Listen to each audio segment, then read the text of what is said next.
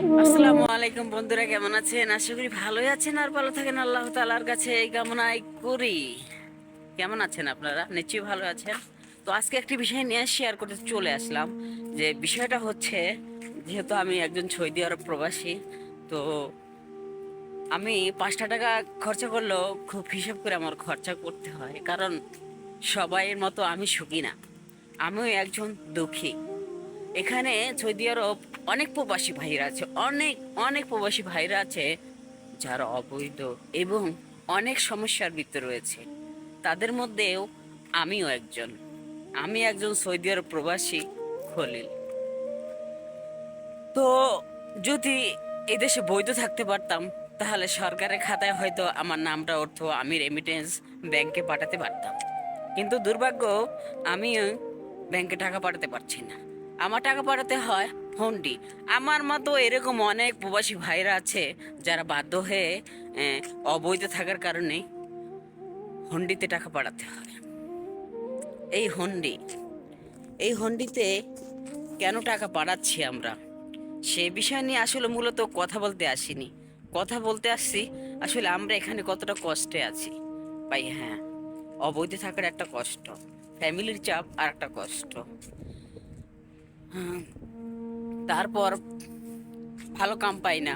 এখানে 5টা টাকা খরচা করতে হলে খুব হিসাব করে খরচা করতে হয়। আজকে সাপোজ একটা কথা আপনাদেরকে আমি বলি, শেয়ার করি। আসলে আমি একটু কিপটা হলেও কিন্তু খুব হিসাব করে চলতে হয়, কারণ আমারও তো একটা ভবিষ্যৎ আছে। আমি কি সারা বছর বিদেশ করব? না।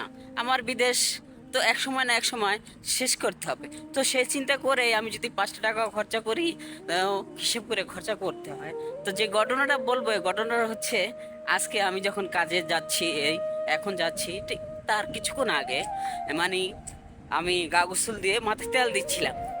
তো কিছুটা তেল আমার বোতল থেকে পড়ে যায়। তো আমি বললাম, আহারে, এই যে আফসোসটা। 5 টাকা দিয়ে কিনেছি তেলটা প্রায় 2-3 মাস আগে, সেখান থেকে একটু আজকে পড়ে গেছে। মনের ভিতরে একটা আফসোস চলে, আহারে পড়ে গেল। এই যে আফসোসটা কেন করছি? 5টা টাকা দিয়ে কিনা, 5টা টাকা বাংলাদেশের 150 টাকা। এরকম হাজারো প্রবাসী ভাইরা আছে যারা এই 5টা টাকা হিসাব খরচা করতেও 10 বার চিন্তা করে। কালকের একটা ঘটনা বলি। এক ভাই আছে হোটেলে খেতে, কয় ভাই, হোটেলে খাইতে এলাম, খাওয়ার ইচ্ছা নাই, তারপরও বাধ্য হয়ে খাইতে আইতে হয়েছে। পেটের খিদা তো মানান যায় না, পেটের খিদা তো লাগলে খেতেই হবে। তো 10টা টাকা দিয়া খ্যাপসলিলা খাইতেছি, কি করার, কিছু করার নাই, খাইতে তো হবে। কিন্তু খরচা করতে ইচ্ছে হয় না।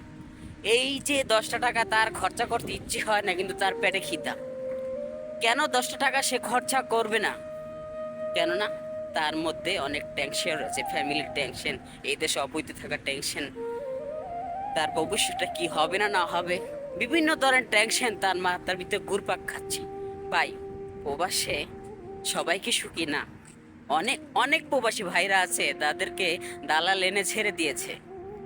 অনেক প্রবাসী ভাইরা আছে। তো সুস্থ থাকবেন, ভালো থাকবেন। আজকে এ পর্যন্তই। আল্লাহ হাফেজ। দেখা হবে। প্রবাসী ভাইদেরকে নিয়ে অনেক বিষয়ে আলোচনা করার আছে, অন্য এক ভিডিওতে বলবো। আল্লাহ হাফেজ।